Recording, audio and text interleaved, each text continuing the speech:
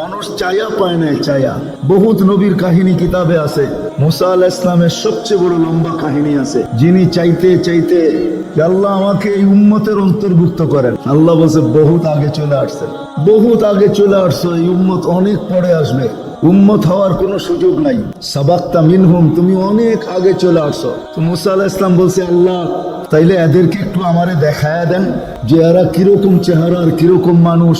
তো আল্লাহ বলে এটাও সম্ভব না। তৃতীয়বার বলছেন, আল্লাহ তাইলে একটু আওয়াজ শুনায়া দেন, এদের আওয়াজ একটু আমাকে শোনান। আল্লাহ আমাদেরকে রুহের জগতে ডাক দিছিলেন, ইয়া উম্মাতা মুহাম্মদ বলা। ডাক দিতে দেরি, আমরা জবাব দিতে দেরি করি নাই।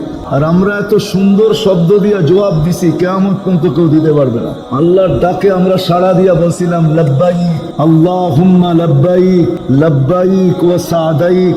আল্লাহ আমরা উপস্থিত, কি জানতে চান আমাদের কাছে?